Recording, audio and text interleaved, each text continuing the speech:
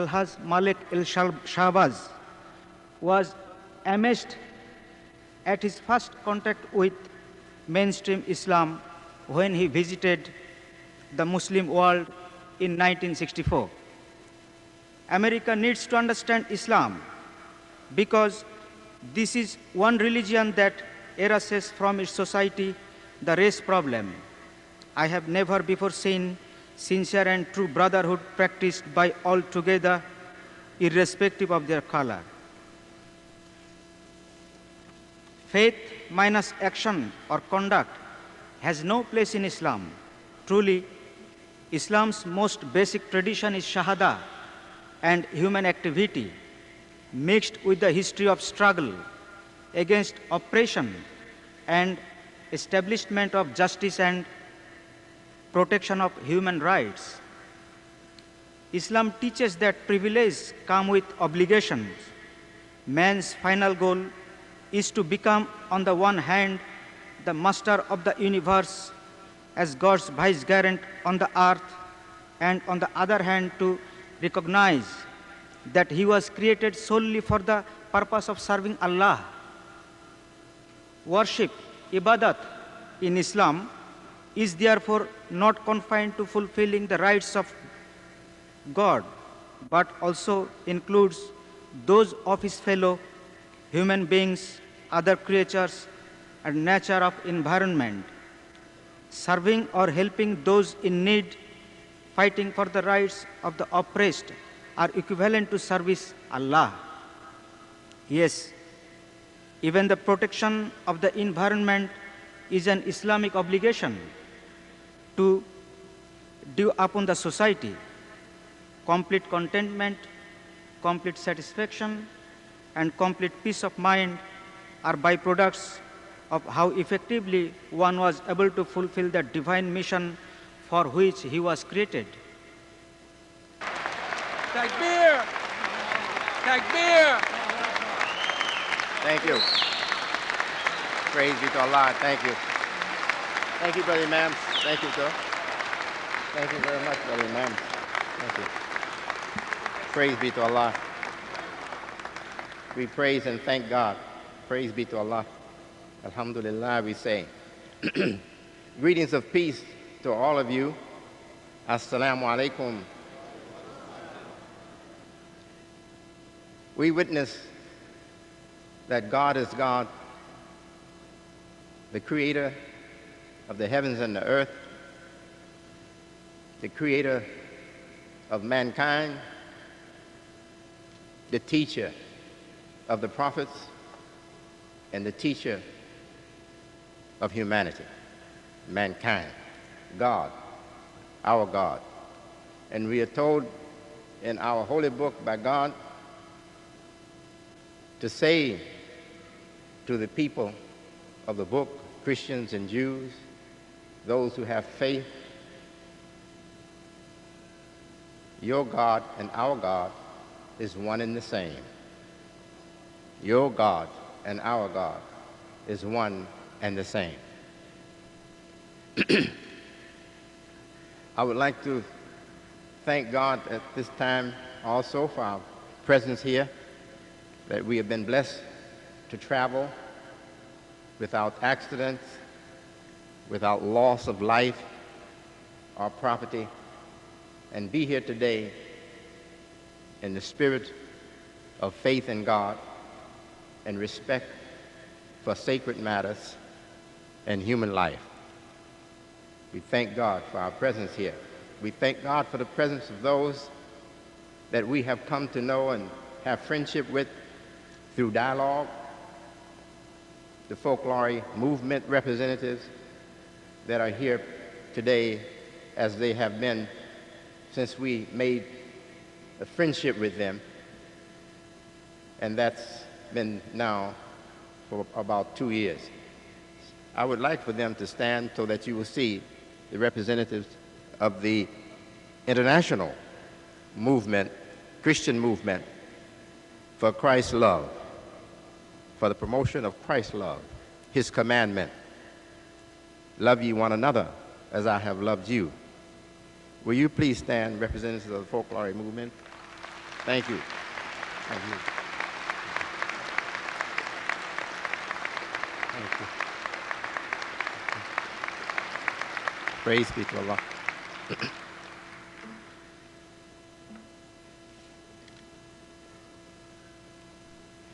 We have been blessed also to have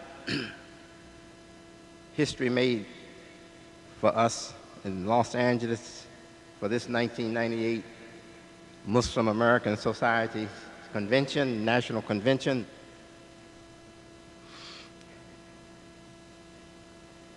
With a phone call to our father and son breakfast this morning from the Grand Mufti of Syria, who is a distinguished, a national and international, most distinguished intellect and thinker in Islam today. And I believe he's about 90 years old. 90 years old. But that doesn't stop him. It hasn't prevented him from traveling across oceans to embrace others of faith and to share with them the real message of Islam with the hope that humanity will unite and work for peace and better human conditions throughout this world. So we thank God for the phone call from Syria, from the Grand Mufti, Sheikh Ahmed Khuftaro, my friend, my brother in Islam, Imam that I follow, my teacher that I got one lesson from in a 2-hour conversation with him about, almost a year ago now, half a year, a little better than half a year ago. And we'll see again, God willing, in December. Hopefully I'll spend about 3 weeks there, and I'm asking that all the time that he can spare, except the time when I have to sleep, will be given so that I may have more lessons from him, so that we can have discussions, and I gain from his great knowledge and his great spirit and his great vision of how we are to represent Islam in this modern time. So we thank God for his phone call, and we thank God for Jim Brown's presence. Jim Brown, you know, the football star, who, he did wonders. He was a superstar for the Chicago Bears. Pardon me, I'm sorry. No, not Cleveland Brown. Jim Brown. Jim Brown. Cleveland Brown. No, he was in Chicago first. No, the one who spoke this morning. Yeah. Of the Cleveland Browns, he said. Well, you know I'm not too much into sports. Yes, Jim Brown of the Cleveland Browns, yes. I know him as he wished to be known, not only as a great football star, superstar for the Cleveland Browns, but I know him also as a great leader in our society, helping youngsters have a mentor and support from a wise, spirited mentor who has genuine interest in them and love for them. He have met with the big gangs of Los Angeles, the Blues and the Reds. I'm not up on gangs either. The Blues and the Red bandanas, and have realized a lot of success with them. So we thank Allah for such persons that have joined us in Los Angeles here for this 1998 Islamic Convention. And there are others.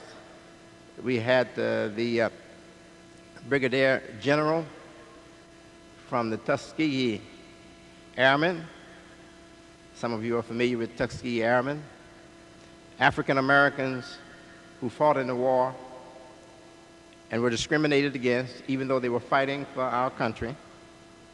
But they finally won respect and the right and opportunity to be pilots.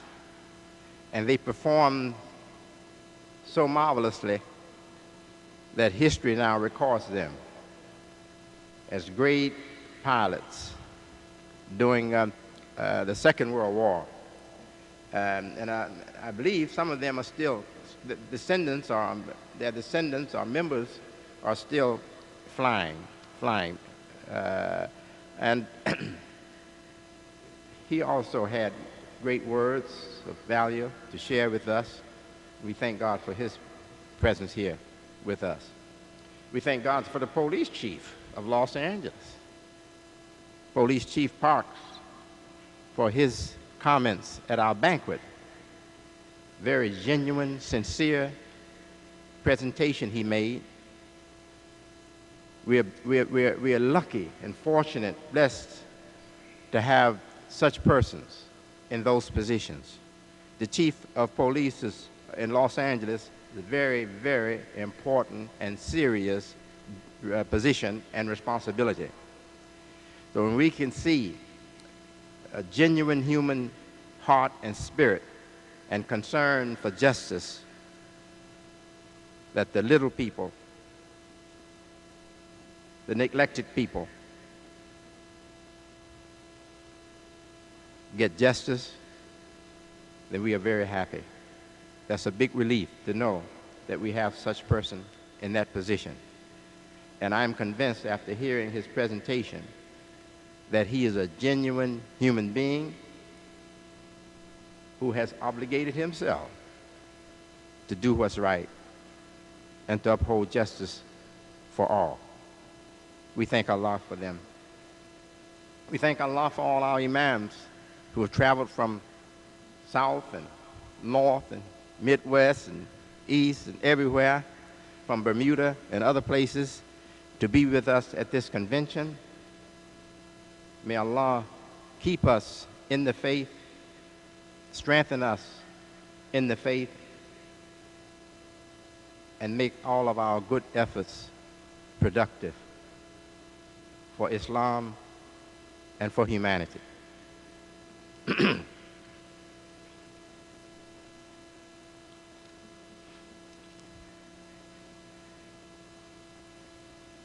In our holy book, the Quran, God mentions a time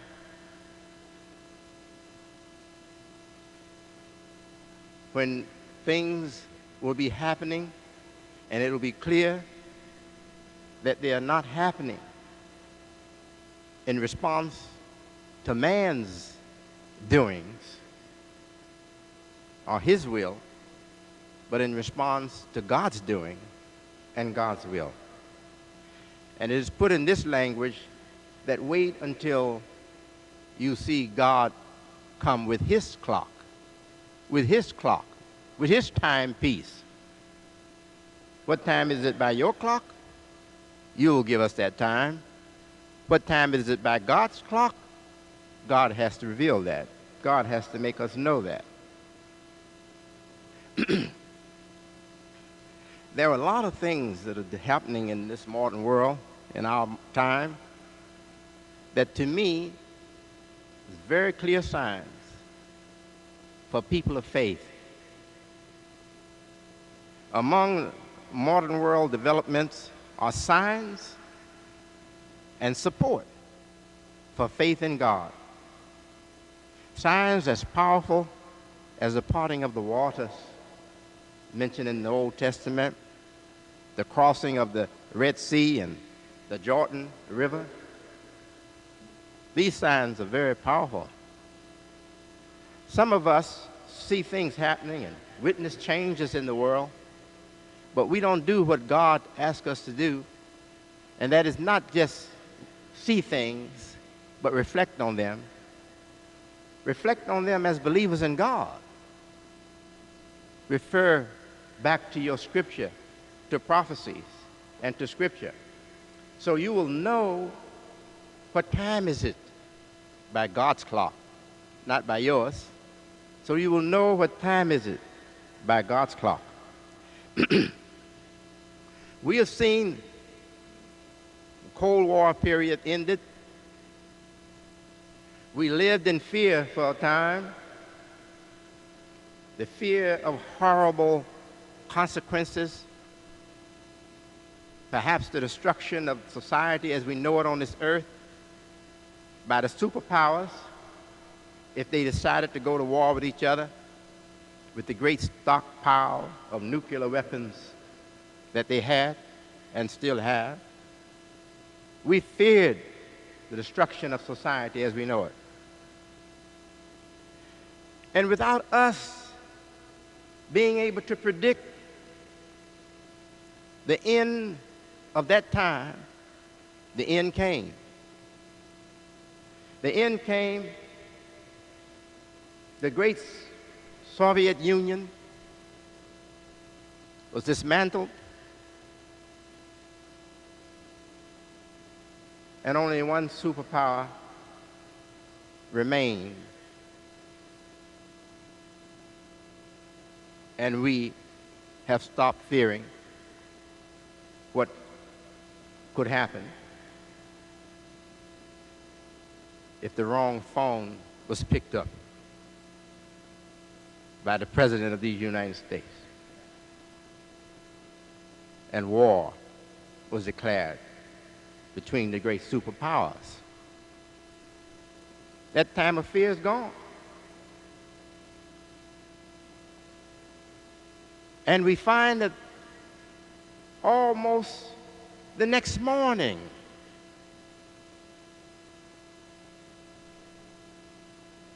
a vast land that we thought had become atheists or was without belief and practice by the faithful of God, faithful followers of God, was seen, as I said, almost the next morning with many, many people of faith ready to publicly practice their faith or their religion. Christians, Muslims, and others. We were told a story which was a true story, of the survival of Muslim learned persons in leadership, strong parents who secretly protected their religion and shared it with their children secretly so that Islam would survive communist domination over them.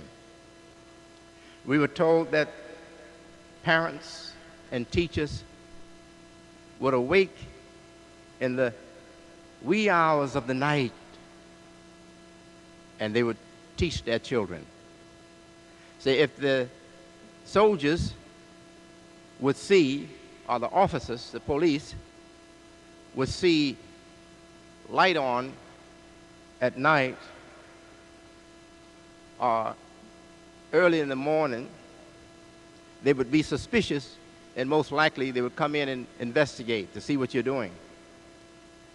Says, but in the wee hours of the night, they thought everybody was asleep for sure, and that was when they would get up and wake their children and share with their children their knowledge of their religion. So they were educating, secretly educating their youngsters to carry on the religion, carry on the responsibility of sharing their religion with others and living it themselves. And after 70 years of being denied religious freedom. Almost the next day in the morning, they began establishing, opening up schools and colleges, and now they have many colleges in Russia for the education of Muslim children, Muslim youth, and Muslim adults who want to qualify in Islam and higher education. And something very similar happened for Christian leaders, leadership, and the Christians of Russia, or the Soviet bloc. The same thing happened for them. They preserved their religion and they preserved their knowledge quietly and secretly, and as soon as freedom came again for them to practice their religion, it was established as though it only slept for a night of 70 years and woke up fresh as they were the day before they slept. Isn't that wonderful? I think that's a sign from God. It's a sign from God, mighty sign from God. But there are more signs from God. God speaks of the earth itself. This body, huge spherical body we call the earth that we live on and live from, responding to God one day against misguided man and corrupt man's abuse of the earth. Saying the earth will behave. I'm giving you a quote from the Quran. The earth will behave as though she had received revelation from her Lord. Revelation from her Lord. I believe what we are calling globalization now, globalizing trends, and what we are calling globalization, and the one world economy, global market, the global marketplace. I believe that these developments are fulfilling that potent prophecy in the Quran that says, or which says, one day the earth is going to behave as though her Lord had revealed to her, the earth itself. I don't think that means the physical stones or the virtual stones and sands and soil and trees and rivers and lakes and all that. I don't think it means that. Not quite that. But by interpretation, it means exactly that. By interpretation, it means exactly that. The role of waters, the value of waters to commercial man, the value of the land to commercial man, the value of the winds to commercial man, the value of the sun that heats the earth and the growth that comes out because of the climate that is of importance to man, to commercial man. That these elements and this earth, all of these elements, in man's commercial interests, are going to speak out against abuses that man has made, abuses of the use, the proper use, the correct use of these things. I recall in my life being a young man before my teens and during my teens, I recall how powerful our nation was, the United States of America. And I recall how the West dominated other lands, and how we as citizens of this great nation, it was great then, it's greater now, I think, citizens of this great nation had a much higher standard of living than other nations, that our nation was much more powerful and much more richer than other nations, because our nation was using the natural resources, the minerals, and etc., of other nations and giving them little or nothing in return. But the day has come now when economic justice is being called for, and the material realities are no longer in the hands of one nation, not even this great United States of America. Material realities are now in God's charge. You may not see it that way, but that's how I see it. Man hasn't brought this about. God has brought it about. When education influences for awakening the conscience of the most backward and illiterate people have reached them through the powerful media that some of our great men and great writers of insight have identified as a liberating tool in this modern time. A liberating tool in this modern time. Television. Television. Television has its problems, we know. We have many complaints against some programs on television. But television has also been the means for reaching masses of people all around this world and bringing the true picture of world communities to every community on this earth fortunate enough to have a television. We think we are in charge of everything. We think we're in charge of ourselves. We think we're in charge of the material resources. We think we're in charge of the economy. We think we're in charge of the wealth. God is always in charge. We are not even in charge of ourselves. God is always in charge. But He is the hidden force. He is the hidden force. And He is watching over us according to Scripture.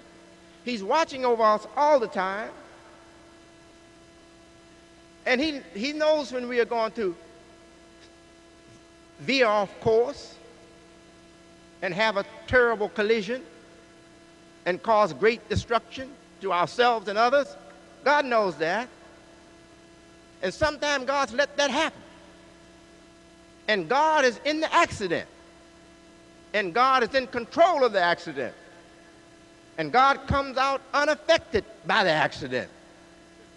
And we recover and don't know that it was God all the time. God all the time overseeing the works of His creatures and making sure that if they make mistakes, they will recover from those mistakes. And God is the one who can take a plus and make it a minus, take a minus and make it a plus. God is the one that can do that. And look how communism was a great minus. And look how God has now made it a great plus. Because now it is history for the Soviet Union. They might go back to it, we don't know. But I don't think they can go back to it. I really don't. But it is history for us. And it is a sign for us that these things that go against the will of God are temporary. God's way is permanent. And what seems to be a hurt can also be a means for us to have a better life after the hurt than we could have had before the hurt. So I see these things turned into pluses. minuses being turned into pluses. And to me, it's a sign from God. It's a support for my faith.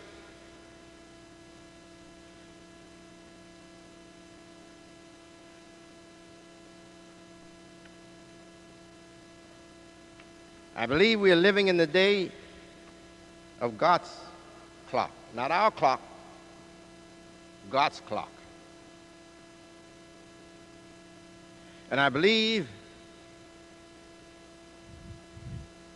what God says in our holy book, that he has not made man or jinn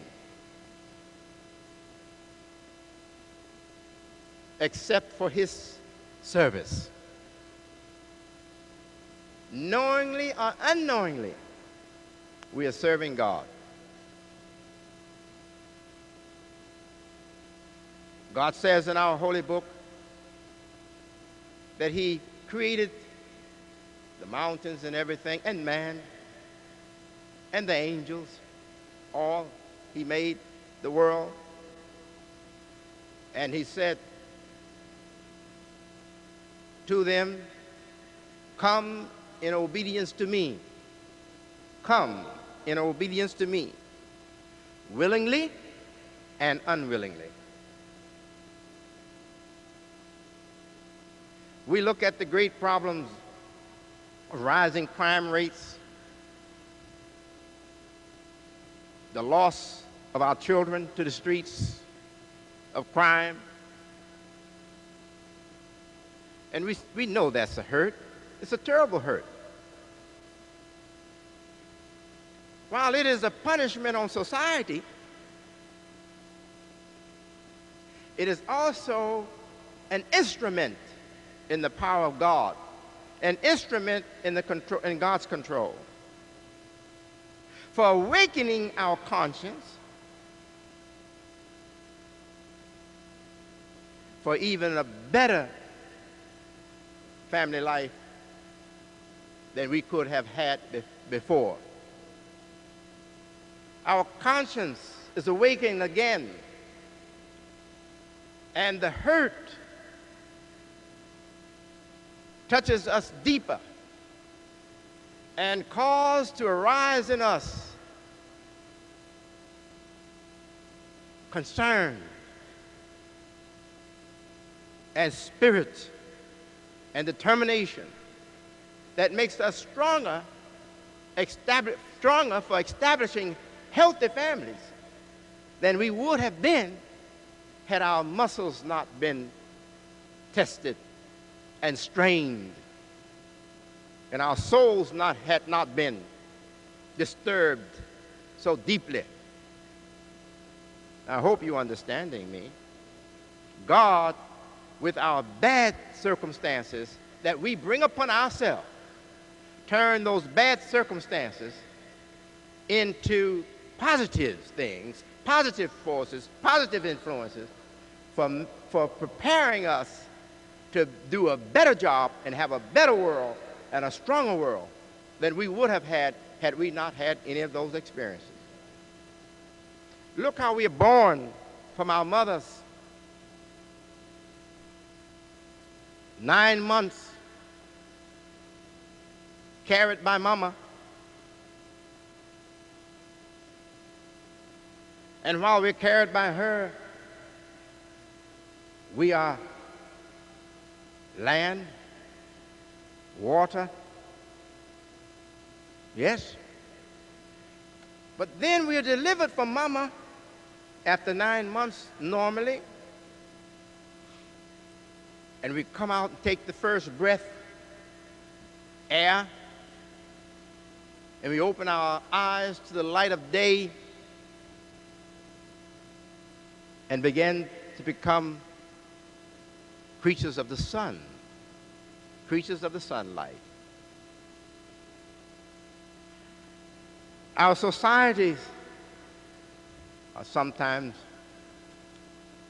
in such bad condition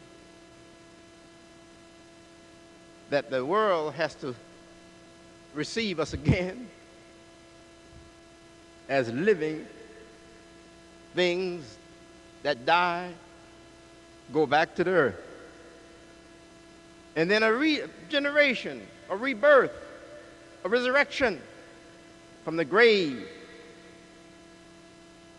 of corruption, materialism, greed, etc. A rebirth from that, a rising up again from that, permits us to be born again, to breathe the air of freedom, and to walk by the light of the sun.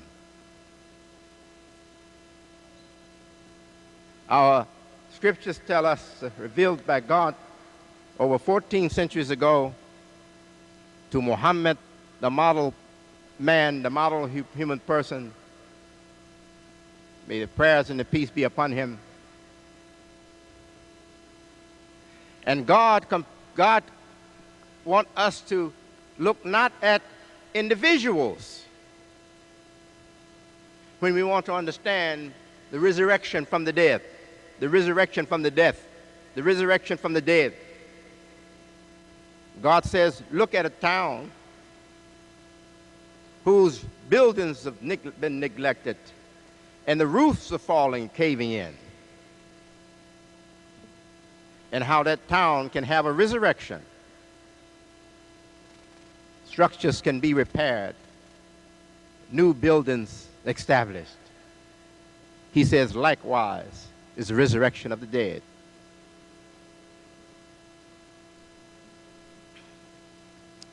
Islam is to be understood by Muslims. We need knowledge from the highest sources of Islam to correctly understand our own religion, to correctly identify our own life, what the Muslim life is. We need knowledge from the Quran, and we need the knowledge of the human person that received the revelation, the Quran, and introduced for the first time Islam to the world of people, to this world of human people, human beings, nations. Muhammad ibn Abdullah of Mecca, Arabia, prayers and peace be on him. Our religion is the religion of peace. It's the religion of peace. Peace is so prevalent in our religion. Our name is Muslim, meaning person who accepts peace. Muslim is from salam, peace. Our greetings is salam, peace. And we are told to look for a day when we will arrive at the abode of peace, Dar es Salaam, the abode of peace.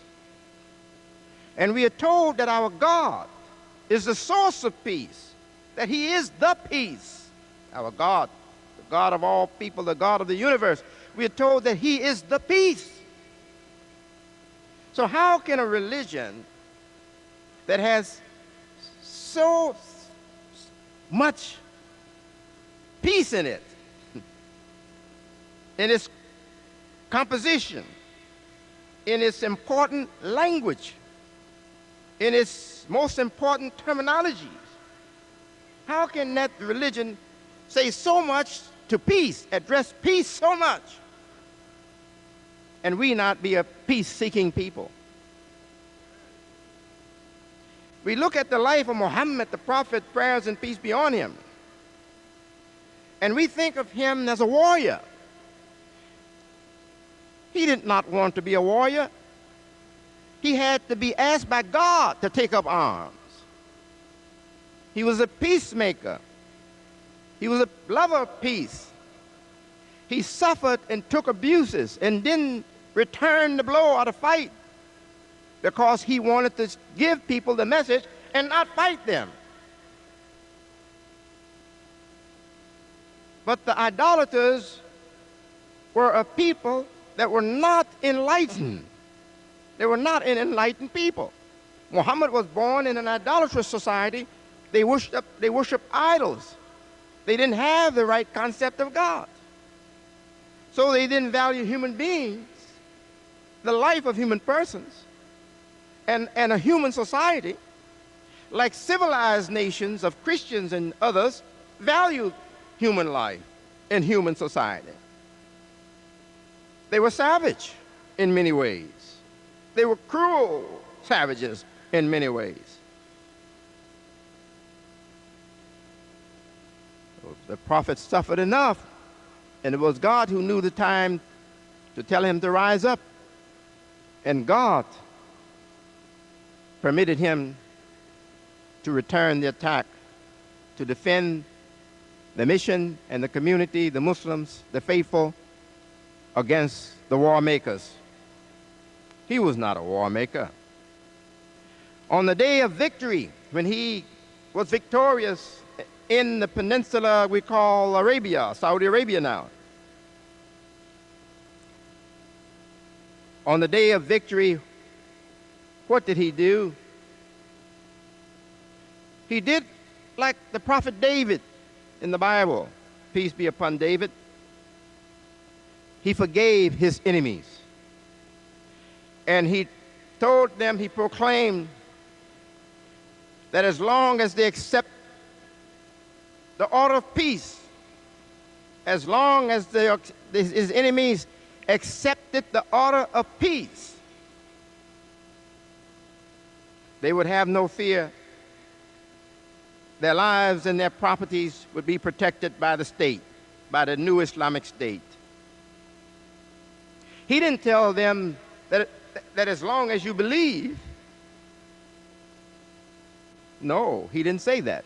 He said as long as you accept peace, which means you didn't have to become a Muslim.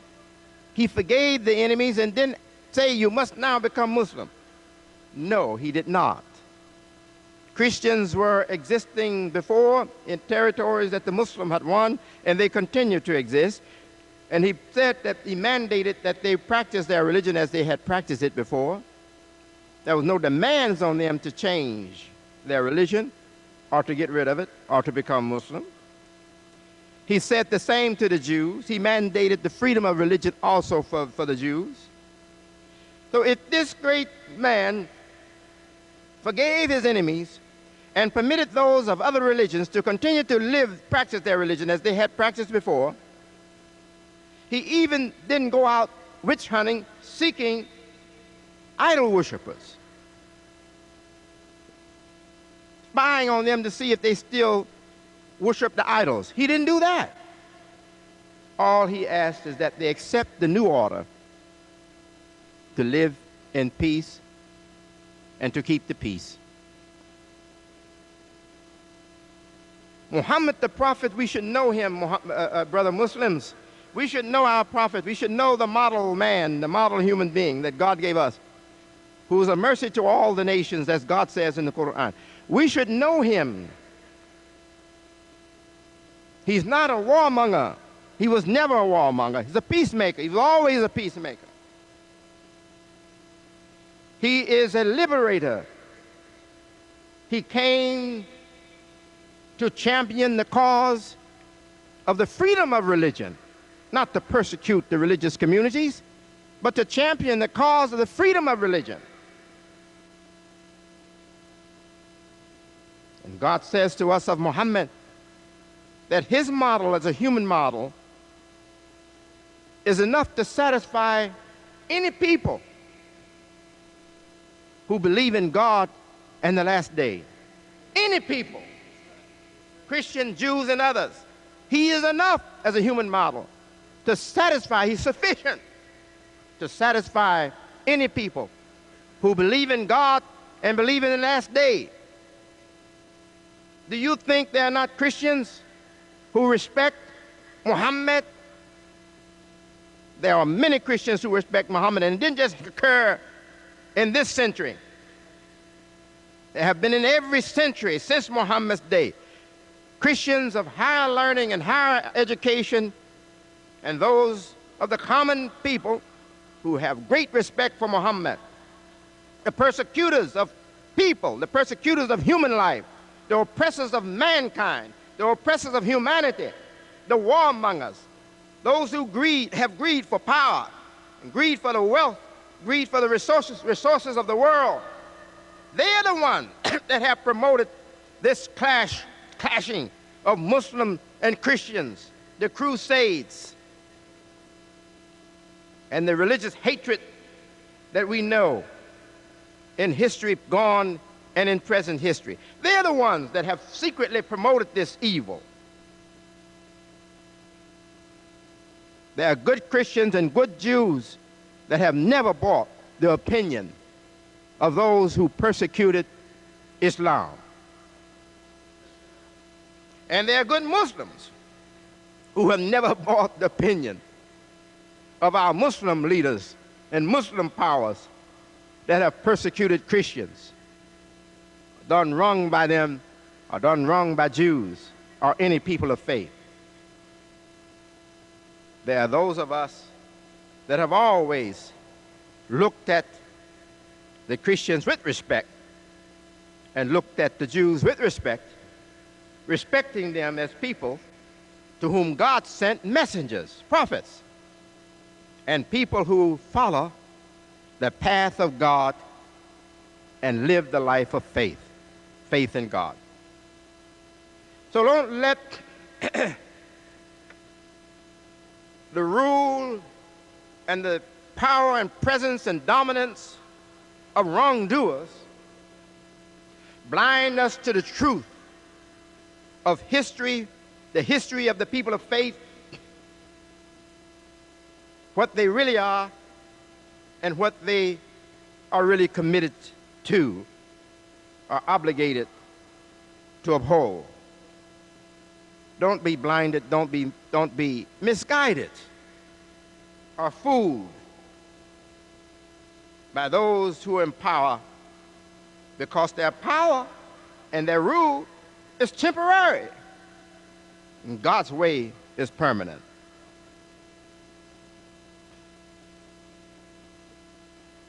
We have to dialogue with each other. We have to welcome each other.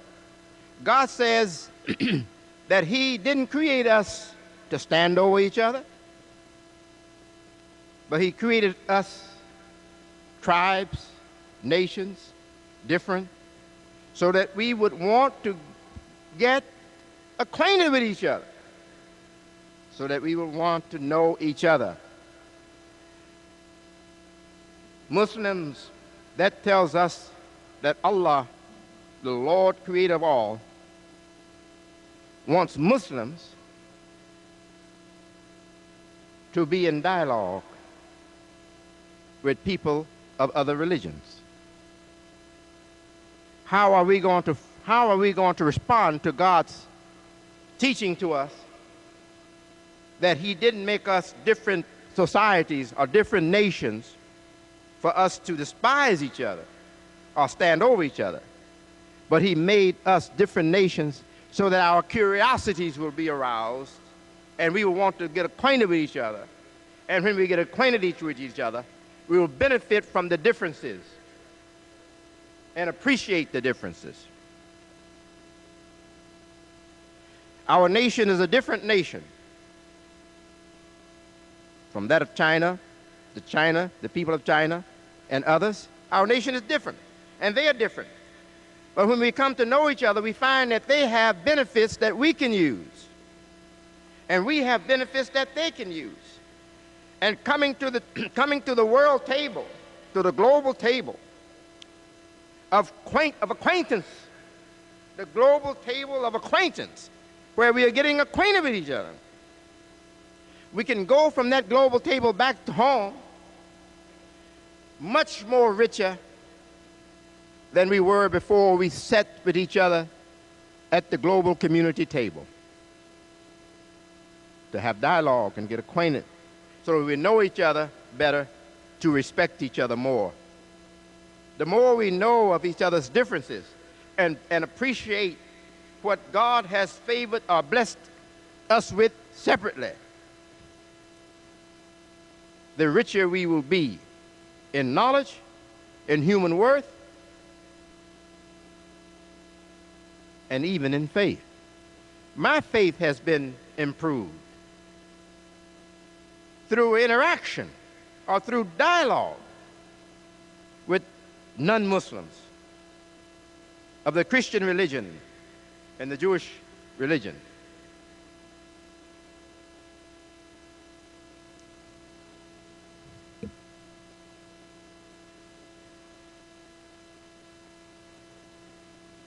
We look at the trends, the global trends, and if we are people of faith, following Scripture, we will try to benefit from what God has said of the future times that are coming, the ends of man's efforts and planning, the conclusions that we are headed for. And God says, ultimately, these conclusions are going to be fair and just conclusions. Fair and just conclusions. We shouldn't look at events in the life of a nation or in the life of this globe separate,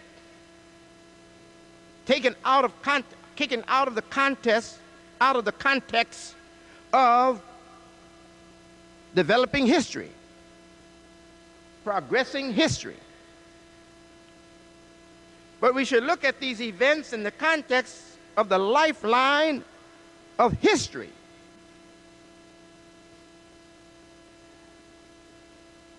I have not lost respect for the United States of America. After rejecting it, I was born and raised in a society that rejected it, so I was born nursing the milk, being nursed by the teaching of separatism and rejection, refusing to accept the United States as a government that we would value or should value. As I began to think freely, and remember, God says, think. In the Quran, God says, think, for surely thinking brings you profits, benefits. As a thinker, I began to study America's life and history for myself and come up with an estimate of its value to society, to human beings in society, for myself. And I couldn't judge it by what occurred in its history to make my fathers and mothers slaves in the South, or to take away our human respect and human worth. I had to judge it by its whole lifeline. And when I looked at its whole lifeline, I saw that it was really a nation like the soul of one person. A person that had committed itself to high human values and standards,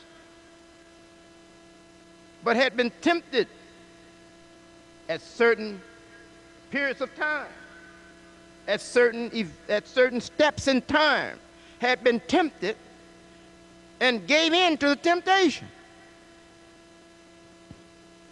Then I look at it in the conclusion of that ugly time period that supported white supremacy,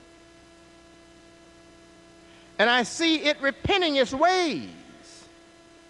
I see it overcoming white supremacy. I see it purging in its own soul to get rid of racism in its spirit and in its body. So should I put it down now? I should have put it down in 1950. I shouldn't wait until it changed to put it down.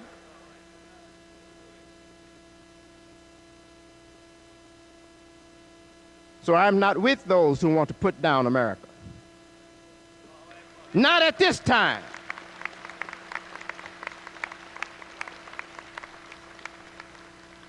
For me, this is my day. My day is here now.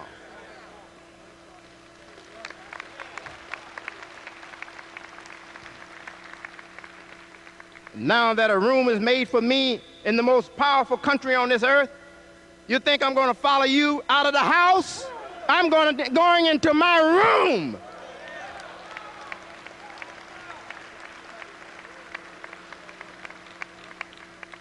And I'm going to engage the competitors for more space in the house.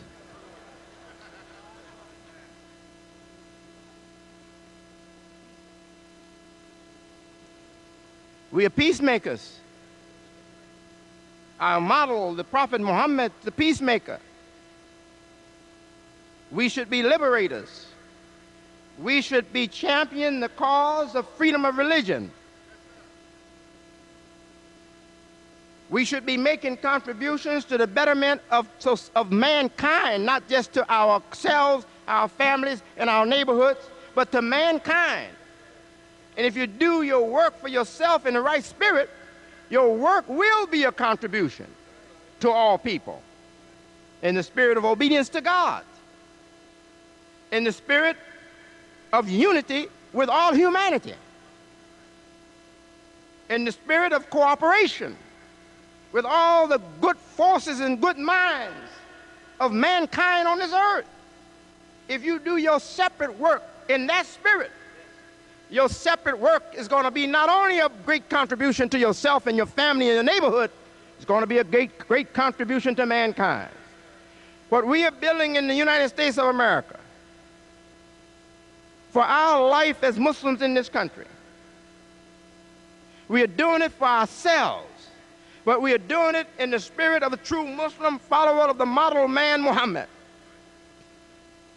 And what we are doing is going to benefit not only us, but other people.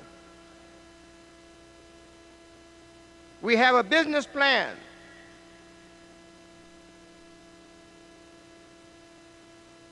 to help or join others, Christians, in our neighborhoods, in our African American neighborhoods,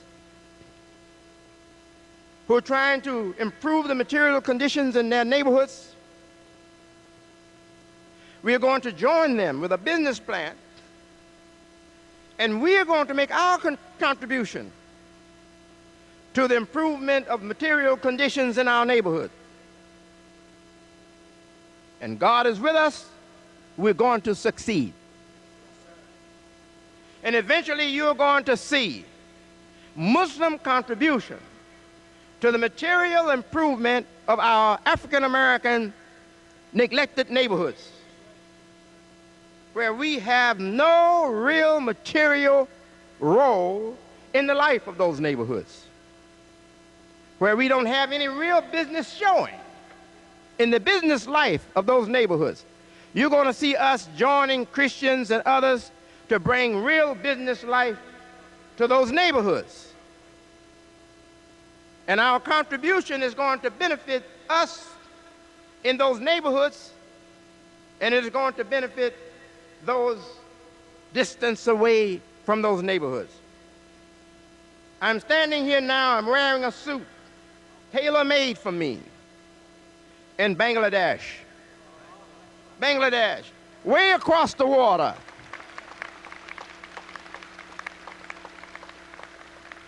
You heard from Rahman, Brother Rahman, the businessman from Bangladesh, who spoke before I came to speak to you.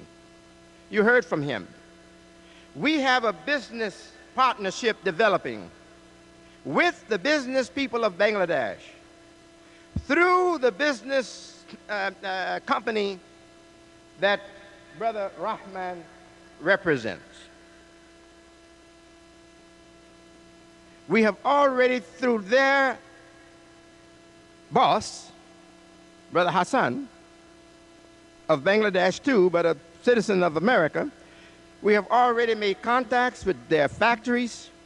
I've seen their factories, clothing factories. I've seen huge factories, very modern, operating at high standards, producing high quality goods. I've seen the tags on huge quantities of their products saying Walmart, Kmart, and others coming to America. How many of you are aware that the world, the commercial world of the day, is not the commercial world of yesterday? My children have in their closet children clothing made in Saudi Arabia. How many of you knew that? That Saudi Arabia manufacture, make children clothes and other items. How many of you know that from the oil that Saudi Arabia has a great abundance of, there are many byproducts. And of these byproducts are products for making clothing. Many of your synthetic clothing, great percentage of your synthetic clothing, come as byproducts from crude oil refinery, refining the crude oil, and using derivatives from it, they make substances from which they get fabrics. And many of you are wearing it right now. You're wearing materials that are byproducts of petroleum. Petroleum. So don't be surprised if Saudi Arabia may one day change from an oil-based or supported, crude oil-based or crude oil-supported economy to an industrial, factory-supported economy. Don't be surprised if it happens. It can happen. I'm also wearing shoes made in Italy. And I'm sure most of you know that Italians are great workers of leather. And I'm wearing a pair right here. So comfortable, I have to remind myself I'm standing in shoes. I feel like I'm standing barefooted.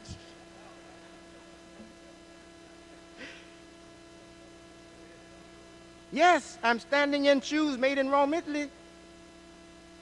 And we have business relationship with that manufacturer. And we're going to develop that relationship. I'm wearing a tie made in the United States of America. Isn't that something? And a shirt made in the United States of America. I came here in a shirt made in Bangladesh also. One day I'm going to stand before you and I'm going to have some articles of clothing made in Mexico. Yes, the global market is here. The global economy is here, and the global market is here. One day I'm going to come to you standing in a suit, shoes, shirt, tie, made in MSA, Muslim American Society factories.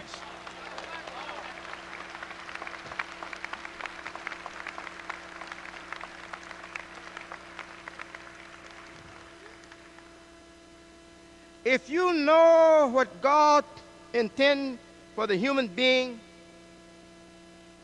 you will feel that it is as much an obligation on your neighborhood, on your community, to produce the needs of the community, housing, businesses, transportation, financial institutions, human service departments or buildings, hospitals, clinics, whatever. It is as much an obligation on you to do that as it is on you to make your 5 daily prayers. Because if you make your 5 daily prayers and do dhikrs on your fingers and fast the month of Ramadan and do extra prayers and extra fasting and don't do the other part of it, which is associated with marriage. We're told that the prophet said marriage is half of your religion. To marry is half of your religion. Why is that so important? To marry is to accept the social institution, the social establishment, to make your contribution to the social institution, the social establishment. And to marry is also to make your contribution to the economic life of the society. Because if you're a real man, you're a man like Adam was. Peace be upon the prophet man, the first man, Adam. And God said to him, I put all of this before you. Now cultivate it. Cultivate it. He was given the ground and the waters and the trees and the forests all to utilize it and to cultivate it. And if you're a real natural born man that God made you, or that God made your fathers, you marry not only to have sex, buddy, that's the small part of it. You marry to make your contribution to the social establishment and to make your contribution to the growth and health of the economy.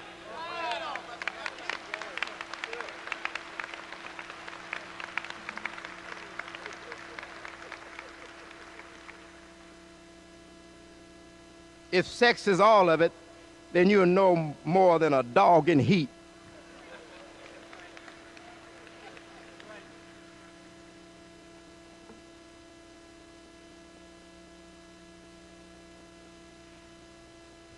Lastly, in this address, I'm going to appeal to you to sincerely study your religion for yourself. There's not enough time on Friday to give you all you need to know for that week about your religion. The imam doesn't have enough time on Friday, Jummah Day, to give you what you need to know about your religion. You're going to have to become literate. You're going to have to start reading Islamic books, good Islamic books, the Quran more, and study it more. Good Islamic books, whether produced by your community or some other community. Get it, good Islamic books. Learn more about Islam. Learn more about the Quran and Islam. Learn more about the teacher, Mohammed, the liberator. Learn more about him. So you can value your religion as it should be valued. God says, don't count your religion, don't count your being a Muslim or a religion or being in Islam as a favor to God. Oh, I'm going to do God. I'm going to please God. I'm going to be a Muslim. God says, count it as a favor to you. You're the one that's getting the great benefit. God doesn't need it. Islam and Quran is not for God, it's for you, for human beings. God never needed to read the Quran.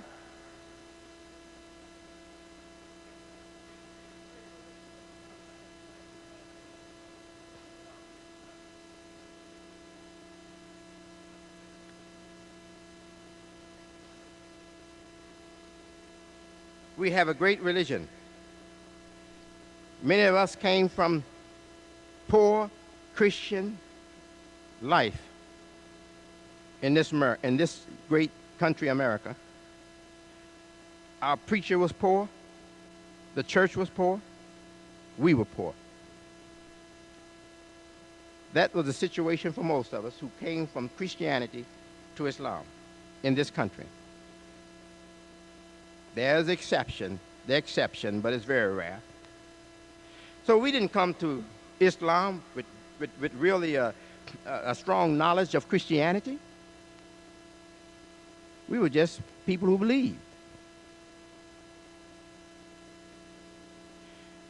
if we continue to be a people of weak knowledge in Islam, we can do no more with our life now in Islam than we were able to do with our life in Christianity. What will make a difference is that we become educated in Islam. And if we become educated in Islam, then we can do what we want to do with our life. We can lift it up and we can put it down. And I know we are not fools to put our life down. We're going to lift it up. Let me read something to you here. A professor at Chicago University said about the future. I think he's addressing the future of Muslims in this country, indirectly and not directly. Professor Martin Marty, University of Chicago professor of theology, a theologian, well respected. I met him personally, I know him personally. He says, unfamiliar religions might arouse suspicion at first, but over the long run, they fit in. Every new religious group has gone through it. They fit in. What does that mean?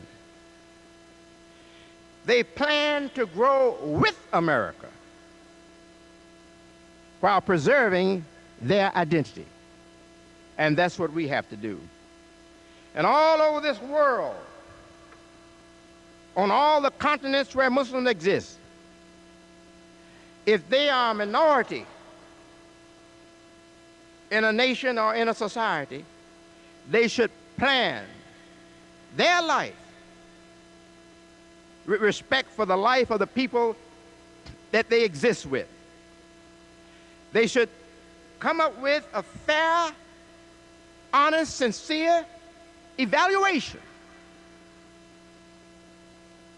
of the true beliefs and true aims and purposes of those people, or the aspiration of the people that they differ from.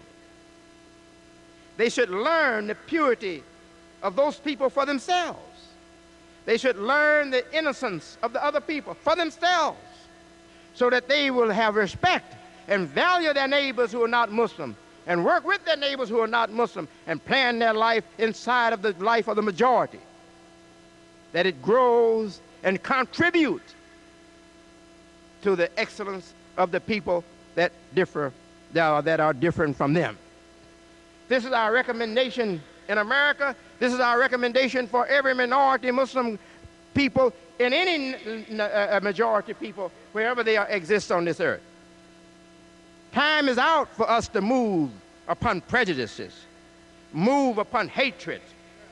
This is not the way of people of faith. We are to move with an interest in contributing to the excellence of all people, even to the excellence of our enemies. Allah says in our Quran the same thing that the Christians have in their religion. Says sometimes showing kindness to an avowed enemy will have the effect of turning that avowed enemy into a bosom friend. So God hasn't prepared us to just go out and say, enemy, I have to fight him. God wants us to be intelligent. God wants us to be rational. God wants us to have foresight, insight, circumspection. God wants us to see, not be in the dark. Dear Muslims, what is really the invitation of Islam to us? It's the invitation to come to civilization, to rise up in civilization as a model for civilized nations, not just for ourselves.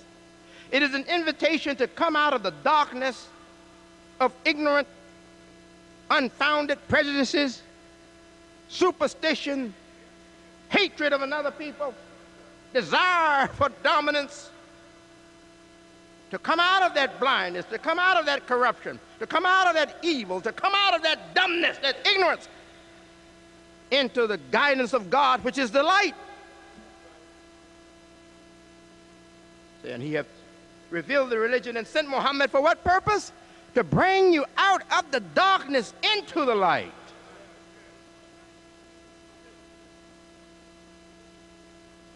And he says, lastly, in this my address, you are the best community.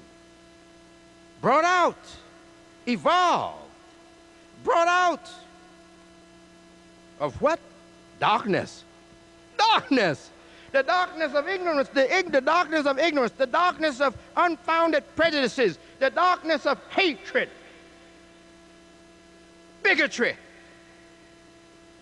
greed for power, and etc., for dominance. He brought us out of that into the light of freedom, justice, equality, to liberate oppressed and fallen humanity. This is the great religion of Islam. We have to give it its due respect. To give it its due respect, you have to learn it in its full context. You have to see Islam in its full context. You can't see Islam in a small imam leading 20 people next door to a liquor store. You can't see Islam there. You have to see Islam in the Quran and see Islam in the full context of the Quran and see Islam in the full context of the life of Muhammad the Prophet. And in the best examples that has followed his leadership since the early Ummah till today. That's how you are to see Islam. You are to see Islam in the excellence of the follower that says he's a Muslim. In his excellence. Look for the follower who demonstrates excellence of humanity, excellence of mind, excellence of behavior. Look for Islam in that follower, and then you will see Islam.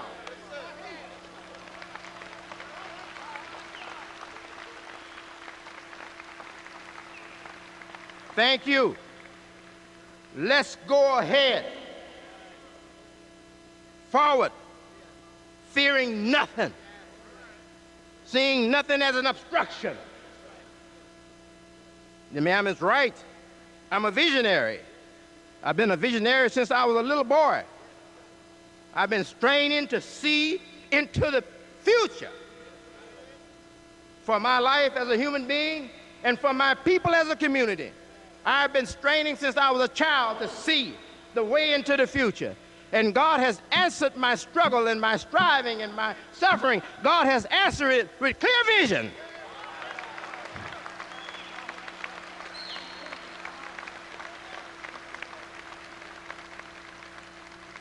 And I've come to know that we have no power of our own, just what is said to us in the Quran. We have no power of our own. We are not in command of these things. We are just the instruments of God. God is doing everything good, and we are nothing but his instruments. Peace be unto you. Assalamu alaikum.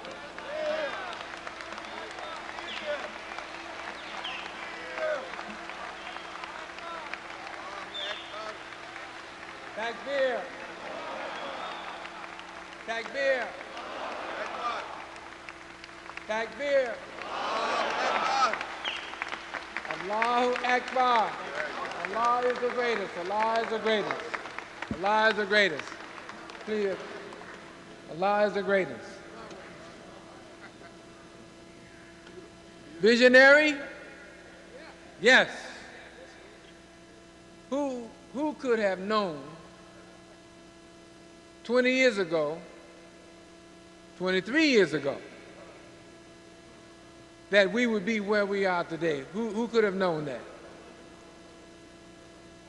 And who would have rejected this 23 years ago if they could have known that we would be in mind and body and spirit where we are today? Allah is great. Allah is greater. Allah is the greatest. And we thank Allah for sending us a leader from right among us, guiding us, teaching us, and leading us in the right way that we should be going. I want to take this opportunity in the closing minutes of our 1998 Islamic telecast to thank all of our sponsors of this national and international telecast. All of our sponsors. Muhammad Ali company in Chicago, who is the president of it, is Dennis Mohammed. He's here. We thank him. We thank him for his sponsorship. He was one of the major sponsors of the satellite transmission. Also, we have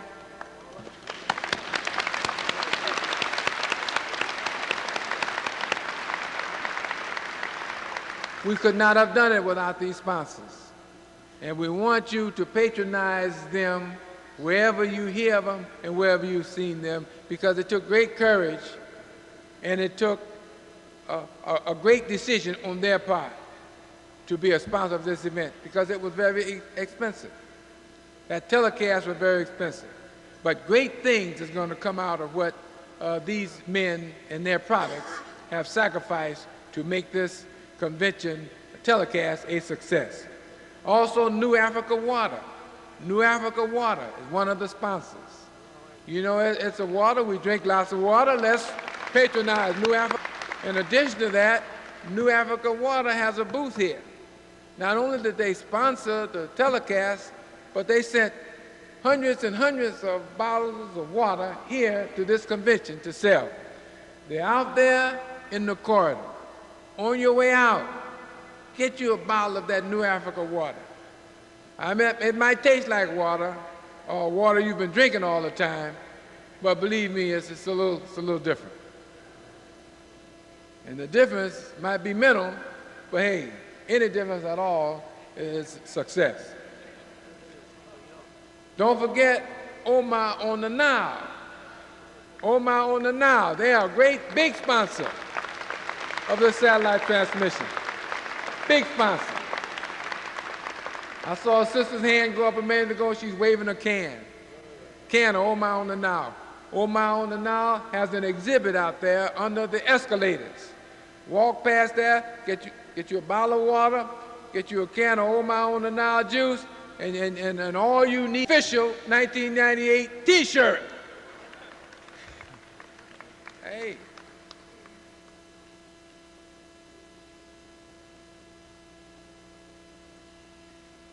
I'm just informed from John Ramadan, one of the other sponsors of this transmission, with WDM, 30 new tapes. This is our last, no, this is not the last thing today, but this was the coup de grace. Tonight we're gonna have some fun. I mean, we're going to culture night tonight, and we're gonna get down.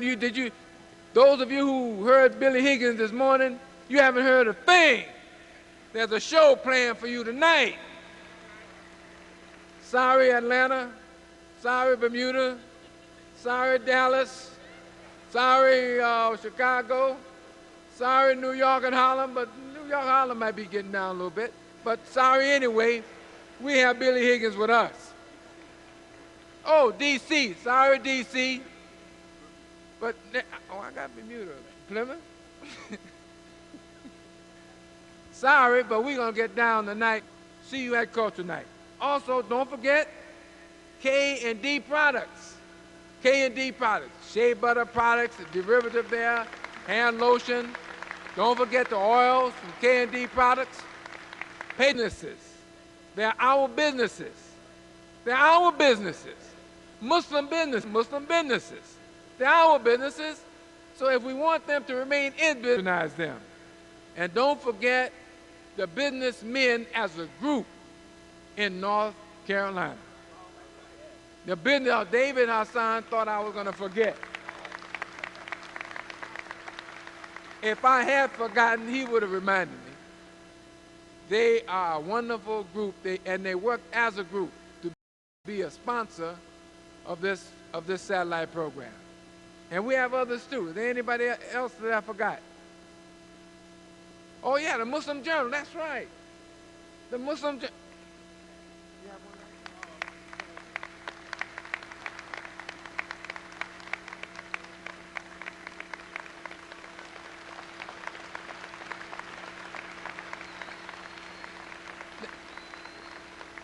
The Muslim Journal was the first sponsor of the satellite transmission. The first. They were the first sponsor. So why shouldn't I take out a transcription? Well, we have a Muslim Journal table out there. Stop by the Muslim Journal table. Be up to date. Come on, be up to date. And this has the latest information. Be up to date. Not latest information that's like news, that's like your television that relates to your ideas, to your concept, to what you believe, and what you want to think about certain things. And if you walking around with the wrong, perhaps your opinion will come from the extreme left or the extreme right to the center page. Don't forget your Muslim Journal. They are a great sponsor of this event also. Patronize them, please. Supreme Fish Delight in Atlanta, Georgia. Lawrence Shamsuddin, a big sponsor of this event. Big sponsor. See, what I mean by big sponsors is this. We had 120-second sponsors. We had 60-second sponsors. And we had 30-second sponsors. It was shown before the lecture. 60 seconds will be shown after. That's why I'm going to get off in a minute and say so long, so that the rest of the commercials and the rest of the information and the rest of the travel tape that we produced for last year's convention could be shown to the rest of the national community. At this time, I want to thank you. We appreciate your participation. And we hope that you will sit there in your seat for one more minute or two or three or four and listen to one of our special guests today. We have a special guest today. And we will ask one of them who represent the folklore movement, very beautiful group, very wonderful group, a group that we spent some time with twice in Italy and also many, many times in America, because they're lip service people.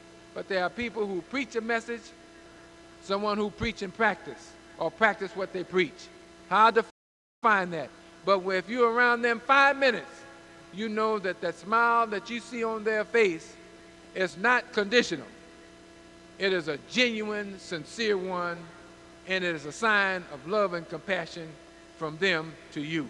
And we will return that love and compassion, and we want one of them to come up and make some comments before we close out on the satellite transmission. Give them your name.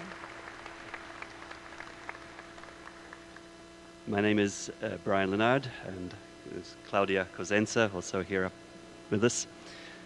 And from the bottom of my heart, I want to honor and thank Imam W.D. Mohammed for inviting us here to be present with you, to share this great joy with you.